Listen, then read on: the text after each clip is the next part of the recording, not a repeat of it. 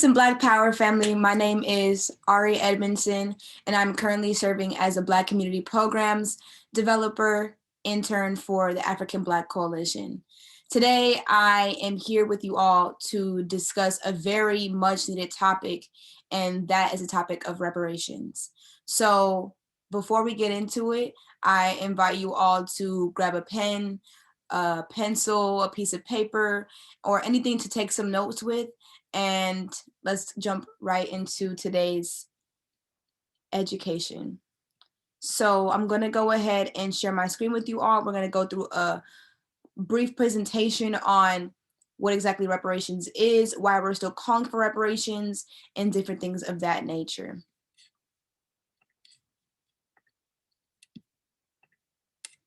All right, perfect. So let's jump right into this. So reparations, a historical analysis for the 21st century, a brief historical overview. So what we'll be covering today we'll be covering an introduction, what is reparations? Second, we'll be covering 40 acres and a mule, initial cause and historical events regarding reparations. Third, we will be talking about current calls for reparations. And lastly, we will be discussing some key takeaways for us to think about after we wrap up the presentation.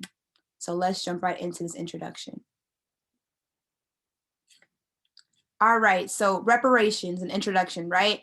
So what exactly is reparations, right? We hear this word, we hear calls, reparations now, right? As you see in the photo, but what exactly is it? So you see the definition here on the screen, but we're gonna take our handy dandy Black Power dictionary curated by the African Black Coalition, and we're gonna turn to page 84. And when you go to page 84, it takes us to the definition of reparations. And so it says, reparations is payment for harm or damage relating to U.S. chattel slavery, a political justice concept that argues that reparations should be paid to the descendants of slaves from sub-Saharan Africa who were trafficked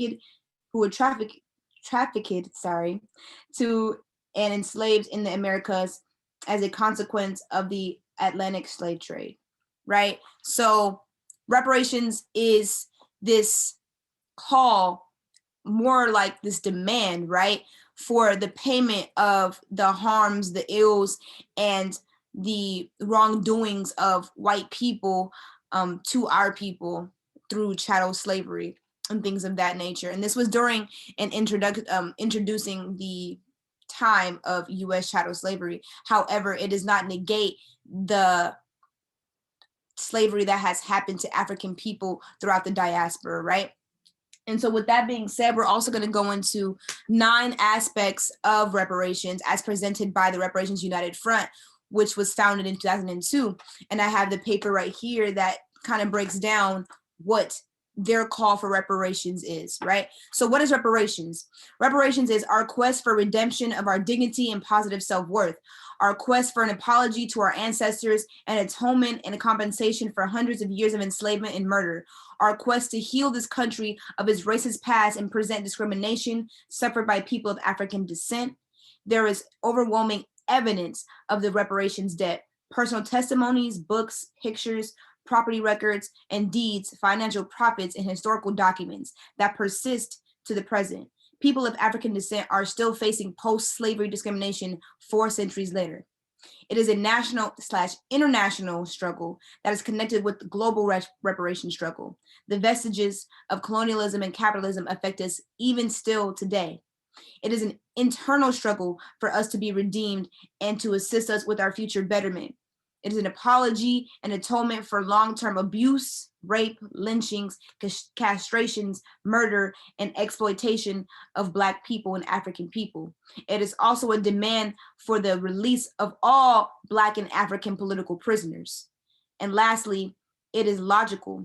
Others who have suffered less have received reparations, and it is the correct action, right? So these are 9 calls from the Reparations United Front for reparations. So this kind of gives us a framework and idea of the types of implications that reparations has, rather than this monolithic view of what we may understand reparations to be.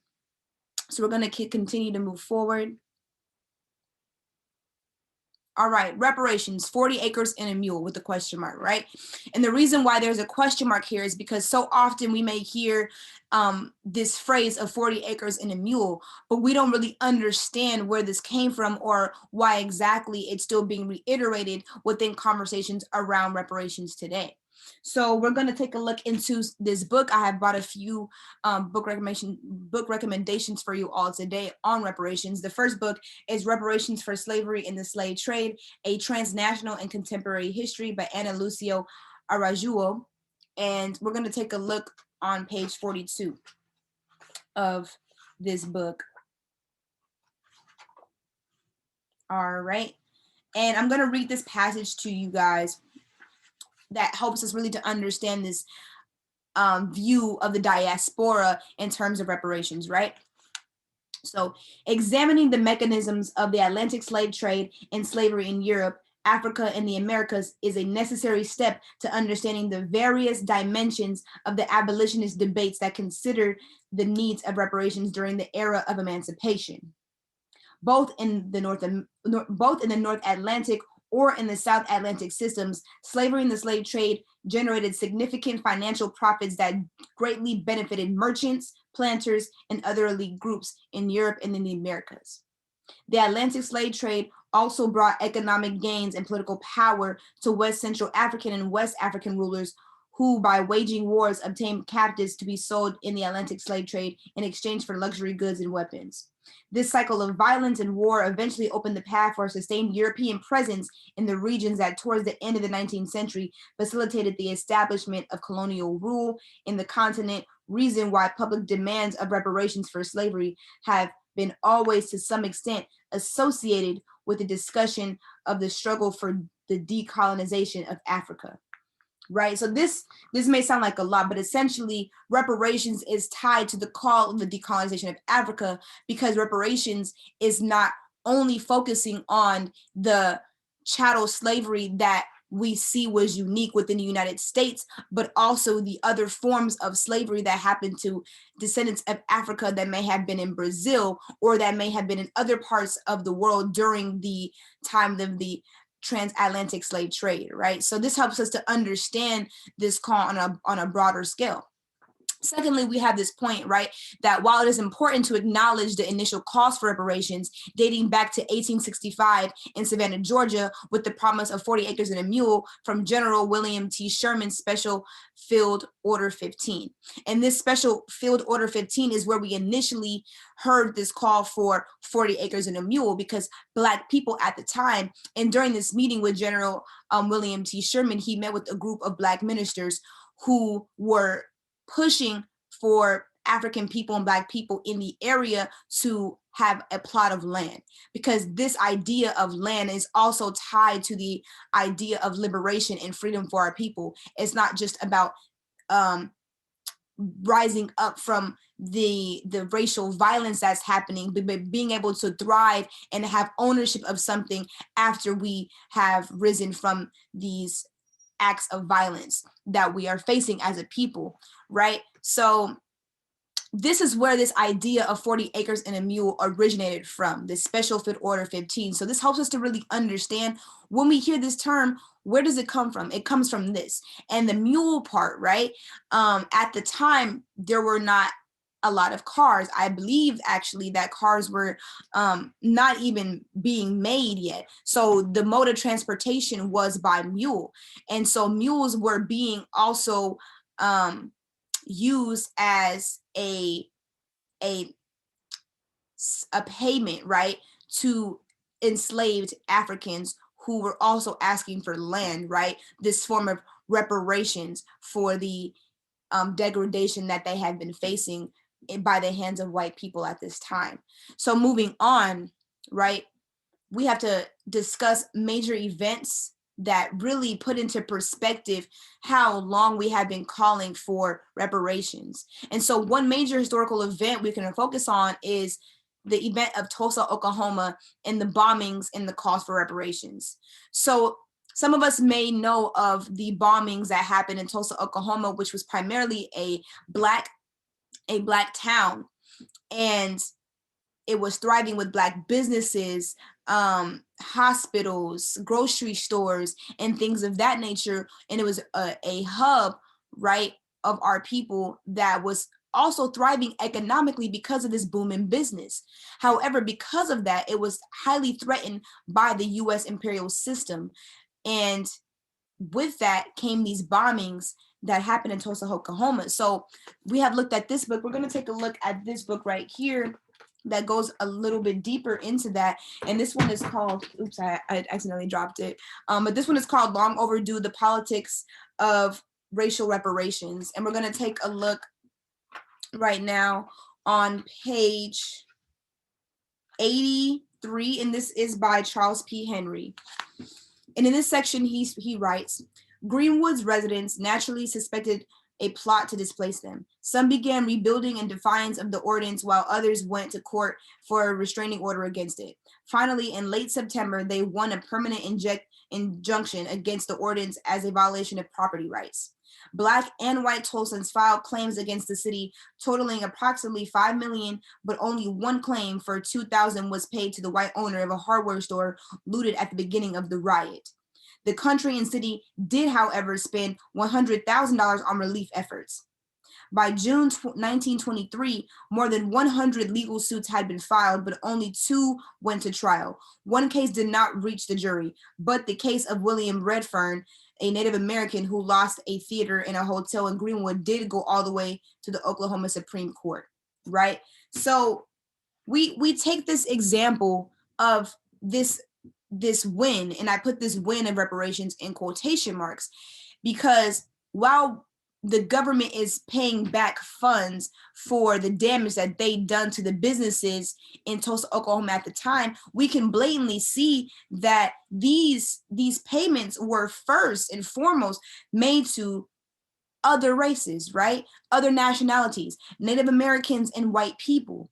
And while we include the necessity of reparations to Native Americans and to indigenous people for the annihilation of so many Native Americans at the time, we also see this blatant disregard and disrespect for African and Black people, because reparations were not paid to them first, even though they were initially introduced by them, right? So this again goes to show that while in context we are talking about reparations and this call to win reparations, we have to understand the nature of the system we are dealing with, and the fact that in its nature, it doesn't really want to give us these reparations, right? But that does not mean that we do not demand and organize in order to make this possible. So I really want to take note of what Charles P. Henry is saying right here and what he is showcasing with these events of the calls for reparations, right? And lastly, we're going to focus on Reparations 1 by Black Youth Project 100 and their reparations campaign in Chicago. And this comes from the book Unapologetic by Charlene A. Carruthers, a Black, queer, and feminist mandate for radical movements. And I'm not going to go deep into this book and its title and the politics around that. However, I do want to focus on page 120, and on this page it talks about reparations that were won and demanded by Black Youth Project 100 in 2013. So it states that, so we're going to start from actually this portion right here. Okay. So organizing for justice in Chicago requires a group of oppressed people to make connections with each other's causes for those who are directly affected to lead, even if they are in prison. As a police torture victim, reparations campaign advanced, and many stakeholders and decision makers joined the effort and reached communities across the city. Joey Mogul, the People's Law Office attorney and co-founder of the Chicago Torture Justice Memorials Project, drafted the original reparations ordinance, which served as a basis for a package introduced to Chicago City Council by Alderman Howard Brooklands and Proco Joe Moreno in 2013. The reparations campaign invited newer legal advocates, cultural workers, activists, and community organizers to align themselves with the struggle of police torture violence and victims and their families. 2 years later, the campaign was a success. Reparations 1 included A formal apology for the torture by Chicago police during the time of the CPD was heeded by John Burge. Specialized counseling services to the torture survivors and their family members on the south side of Chicago. Free enrollment in city colleges and job training for survivors and family members, including grandchildren, as well as prioritized access to other City of Chicago programs, including help with housing, transportation, and senior care. A history lesson about the torture cases taught in Chicago public schools to 8th and 10th graders, the construction of a permanent public memorial to the survivors, and lastly, 5.5 million set aside for the torture survivors, right?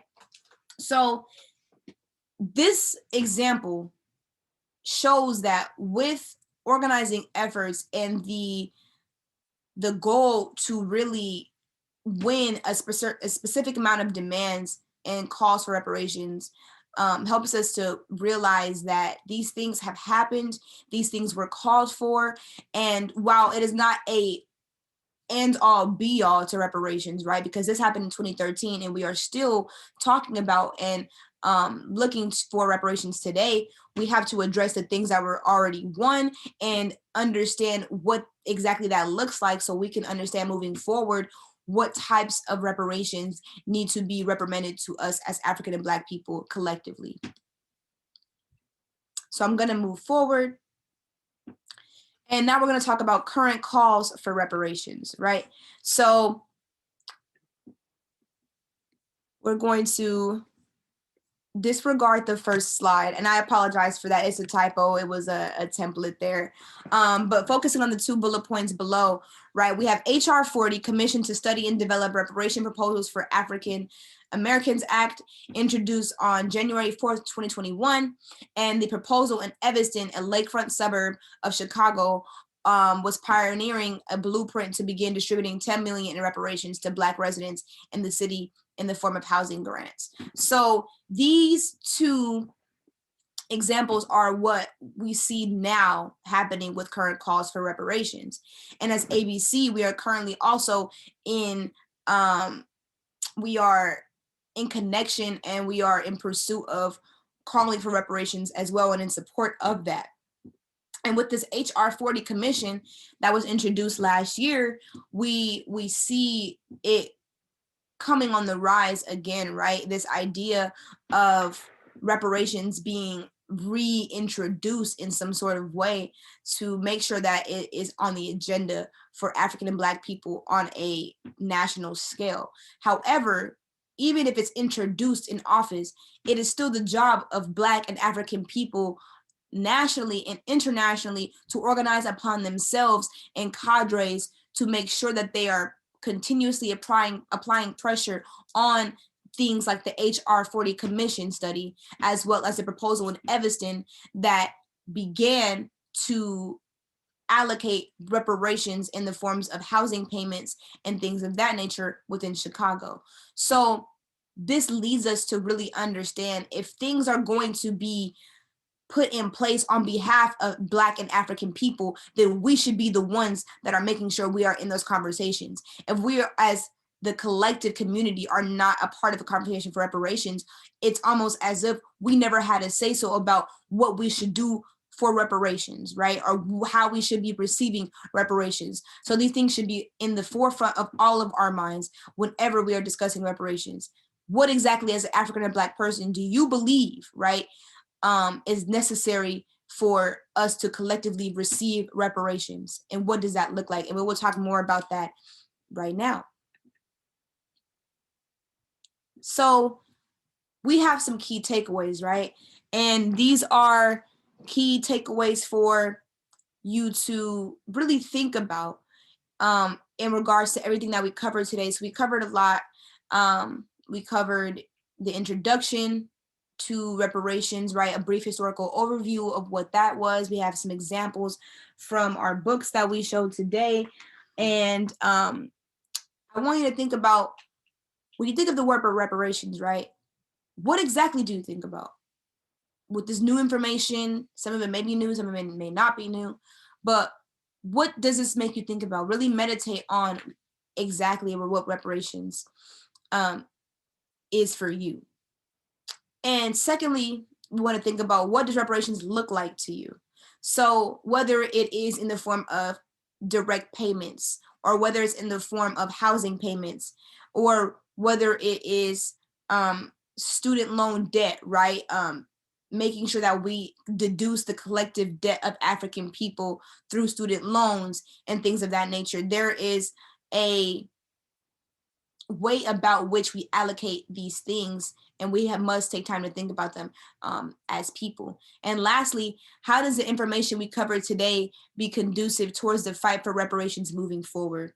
So with that being said, let us take a moment to really sit with these questions and really meditate upon what exactly is being asked, because these really are critical thinking questions. It's not more so about, I read it and let's move on, but it is rather, let's take time to really understand what we are doing here, right? And what our responsibility is to our people being here. So with that being said, we are going to take a moment to bring our good sister Malia on for the presentation. Malia is our community, not community, I apologize, our communications director for the African Black Coalition. And we'll just be, getting some of her feedback, asking a bit of questions.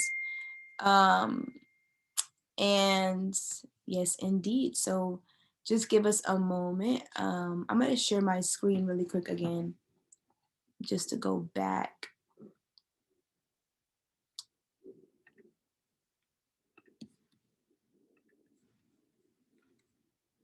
All righty.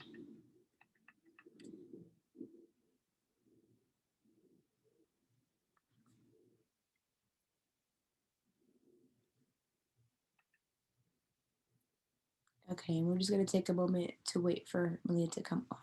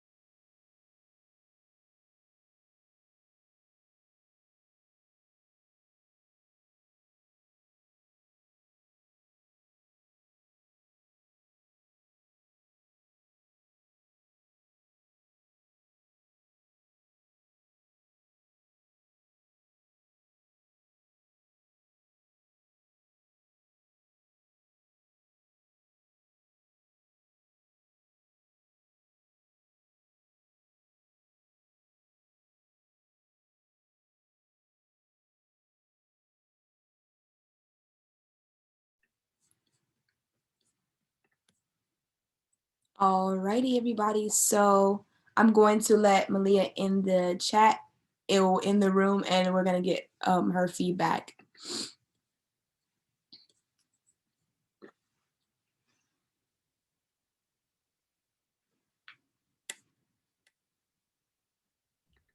All right, peace and Black Power. Malia, how are you doing today?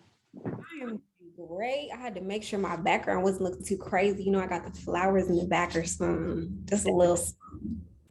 It's all good. Bless you, girl. Was it good? It was good. We still recording right now. Thank you so. So everything went well. However, I did end on the note, pretty much. We'll go to like the last slide. Got you.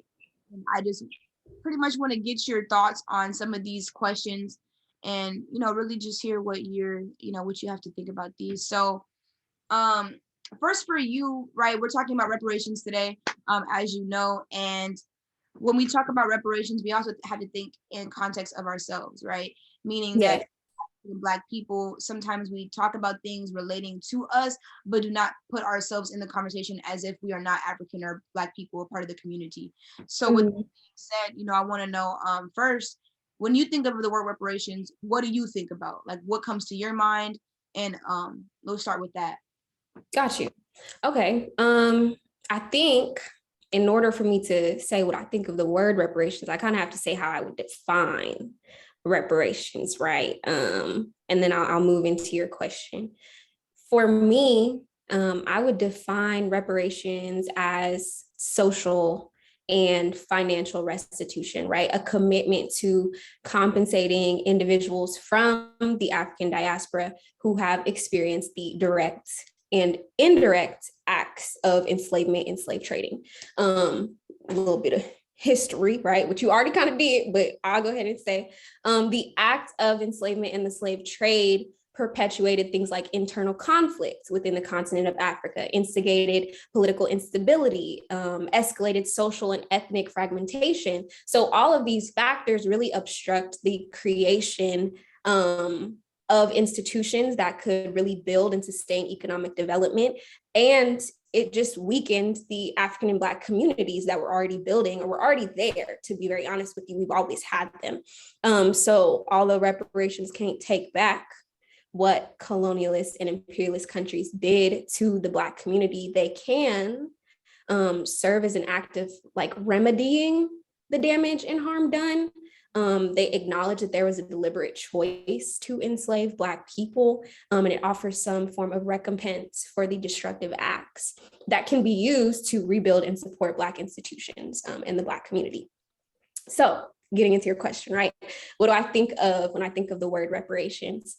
First, in relation to the African and Black community, I think of why would we even need reparations, right? Like, what was the impact of slavery? I think of the 4 slave trades that impacted the continent of Africa over about 75 years. I got them listed, so I'll go ahead and say transatlantic slave trade, the trans-Saharan slave trade, the Red Sea and Indian Ocean slave trades, again, over a span of 75 years, where about 18 million African and Black people were stolen and sold from their land. And as an economics major, pulling it out the bag, that act has been proven to have a negative relationship between the number of enslaved people exported from each country and then their subsequent economic performance. So to explain what that means, the higher number of African and Black people kidnapped, stolen, sold, taken from their country, the worse that country has actually done when it comes to economic development and performance. So when I think of reparations, I think of how to address the resulting effects of these ratings and kidnappings from these areas. Initially, I thought of money, right? Because that's what people usually say. They say some form of monetary compensation. But now I think of a multi-level approach and response to the collective movements of African and Black people throughout the years for recompense. So yeah, that was a long-winded answer, but hopefully I gave a good enough response. No, absolutely. That was a great response, right? And I think with your response, you unpacked so many things that, could also be a part of the conversation. And, one thing to bring up is this idea that sometimes when we think about reparations, the first thing people think about is money, right? Like, let's get forms of payment and things of that nature. However, one thing I want to bring up too is I was having a conversation with an elder, and I asked him, what is reparations like for you? Like, what does this, mean for you? And one thing she talked about as how in her family, she had, family members that were sharecroppers at the time.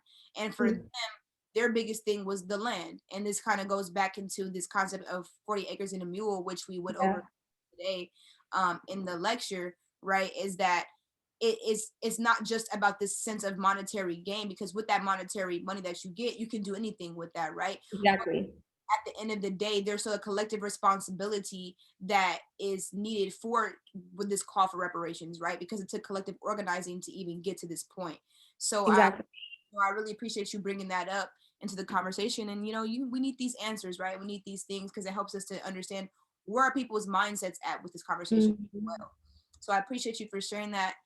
Next, we're going to go into, right, what does reparations look like to you? And you kind of, touched on it a little bit as far as, like not all about monetary, but I, want you to, if you can, dive a little deeper into, are there different forms of reparations, and what does these things look like for you? For sure. I got a whole little breakdown, right? So remember when I was talking about the multi-level approach and just tapping into what you said earlier, if you're trying to have a collective approach to reparations, receiving monetary compensation can often be used for the individual instead of for the community. So unless you have like a direct thing that you're investing in that will support growth for the Black community, it's not necessarily helpful, right? You could use that money to invest in white people, and that's not the plan. So my vision of reparations has definitely changed, because for a cool minute, it was all about the money. I was trying to get that money. But based off of the readings that you actually have been covering during the lecture, I said, maybe I should like adjust this a little bit. So these are not in any particular order, but I'll just start with this one. I see reparations as a verbal and written apology for the actions committed against African and Black people, not restrained to national borders, right? Not because we need it, but because it is right. It formally addresses the institution of slavery and the impact on African and Black people. Then, even though we did say monetary, yes, I do still see it as financial restitution. I'm not sure of the amount quite yet, because it is hard to put a number on pain. It is hard to put a number on the internal factors and indirect factors that result from slavery. Plus, off the top of my head, I'm not going to lie, considering the fact that slavery was formally abolished on December 18th, 1865 with the 13th Amendment, I don't know what those interest payments would be, since it is, February 3rd, 2022. So it's hard to put a number on it, but yes, I would definitely say financial restitution in some way, shape, or form. Speaking on that land, right, I consider it very important.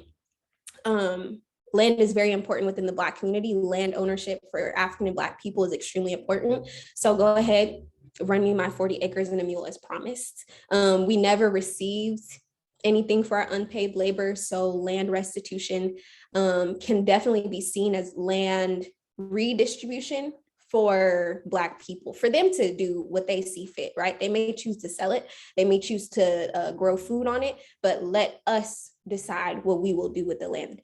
And then lastly, which I'm not sure many people talk about, is educational compensation, right? So a discounting of student fees and tuition, or completely eliminating them altogether, especially in communities that have these extreme barriers to education. Because as you know, as I know, education is extremely important for the Black community, and levels of higher education often are extremely important as well. And just so I can say, I know some people may think, this is so extreme, you're asking for a lot, but it's really not. It's really not. If French and British colonies received their compensation for their, quote, property, and what they lost in labor, we still remain unpaid. If Jewish victims of Holocaust received their form of restitution, we still remain unpaid. If individuals from Japanese internment camps receive payment from the US, we still remain unpaid. So reparations for African and Black people should not be up for debate. I'm still seeing people debating if we deserve, what, I'm confused. There should be nothing, nothing to question, as well as the fact people don't often think of after slavery was abolished.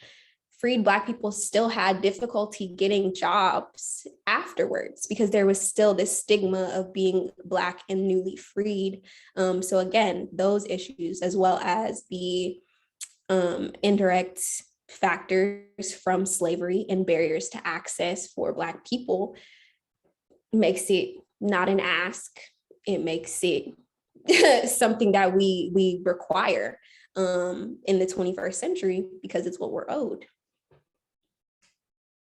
All right, y'all. She said all she had to say. I said what I said. Run this YouTube video back one more time. If you need to just go ahead and do a recap real quick. But, I appreciate you bringing that up. And another thing that, I wanted to touch on that you talked about was this 13th Amendment, right? And one thing that we went over in the lecture is the Reparations United Front, which is a organization of community members that was founded in 2002, came up with 9 points on what reparations is for them, right? And what I believe it was, let's see, it was it was an eighth one. And they said that it is also a demand for the release of all Black political prisoners, right? And so Absolutely. with that being on the reparations list, it does address this idea of the 13th Amendment, right, which is so-called saying that we have abolished slavery, but we can clearly see with indentured servitude, with large imprisonment, mass incarceration, that these practices are still being undergoing, right? Or Yes. they're still happening. So with that, we have to bring into the conversation always this aspect of the 13th Amendment and kind of making sure that that is it not justified, that pretty much, we take time to acknowledge that, right, and how exactly we can use that, what's happening within prisons as a Yes. mode to continue the conversation on reparations and to actually make sure that we win some forms of reparations Exactly. as well. So yes, indeed. And Exactly. did you have anything else to add, like about any other thoughts too, or we're gonna get into the last question? Some other thoughts. I appreciate the fact that you brought that up.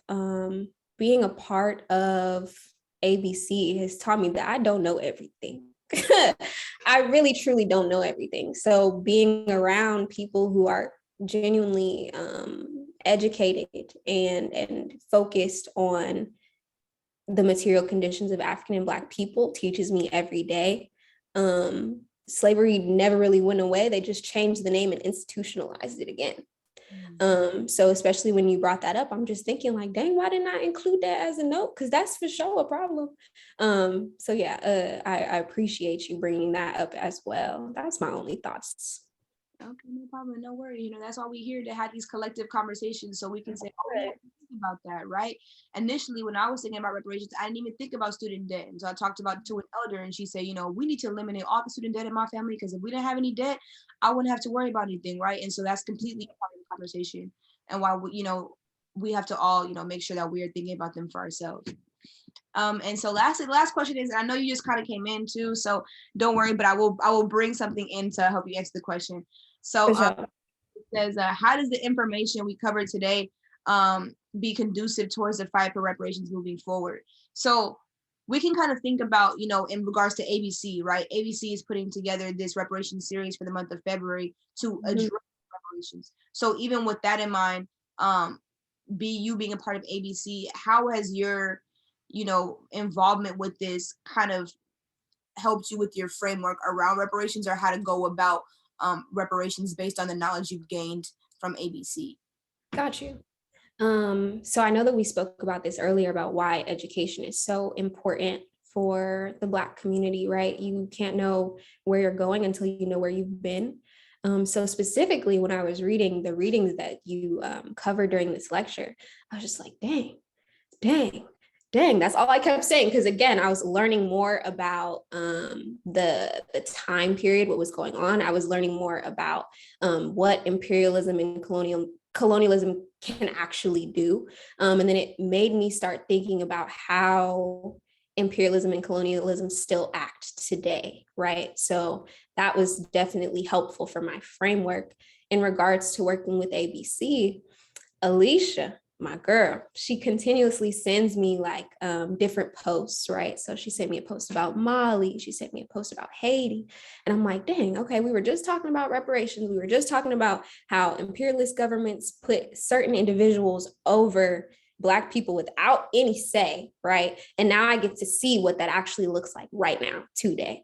So that was definitely helpful as well. And then in regards to reparations, speaking to like the definition of reparations, when you talked about like, okay, these are the topics that I want to talk about for reparations. I'm like, okay, we're about to talk to wisdom and he's talking about student debt. What does that look like? Like, how would I perceive that as? Because personally, I don't have student debt, so I wouldn't necessarily see that as an issue. But for other people in the Black community, thinking of it from a communal perspective, that is something that definitely affects us. When it comes to how the youth define it versus how elders define it, again, are we going back to our elders and asking, what did you ask first? Let's make sure that we get your ask, as well as including the things that we now see as an issue. So that was helpful. And then in regards to comms, right? So as communications director, I'm continuously making posts, and I never make a post without doing some real research. So creating these posts, say for Black History Month, and I'm looking and I'm like, okay, the history of Black History Month, what were the movements that really spurred that? I'm just like, okay, not only am I educating myself, but I'm putting myself in a position to change it into a way that is digestible for a large audience. So I'm not always able to give a lecture, but I'm good to make a quick post, right? So how can I include all of that information in that as well? I feel like all of that information covered today, as well as within my experience at ABC, has helped me. It has helped me kind of articulate a lot better, and it has molded my framework so that now, not do I say like, oh yeah, we need reparations. I could tell you and bring out the bag of all the reasons why we require them as well. Man, you on fire today. She didn't. Good. Thank you. Her preparations, like I'm just saying so much more from you talking. So, I appreciate, just this conversation too, and really ending it on this note, because, with all the information that's was given today, and even we think about like school and things like that, we go to class, we learn a lecture, and then we go home, we take a test, and it's over, right? But with this carries on the necessity of having this conversation and continuing this dialogue, so it's not like I learned something and then it's done with, right? Exactly. Apply it. And it's this idea of theory plus practice, which is thing that I want us all to kind of focus on, not just this month but for the rest of the year and moving forward, right? How can we take what we learn and put it into action? So Malia, I appreciate you for being on. Yes, I really do. And I appreciate you all for tapping into the first PE with ABC Reparations series of February. We have so much more in store for you guys this month, so stay tuned. Make sure you comment, subscribe, follow ABC on everything that we are. Visit our website and make sure you find out ways to get involved. We are always working, we're always moving, and we're always educating. So all power to the people. Happy African Liberation Month, and we'll see y'all very soon.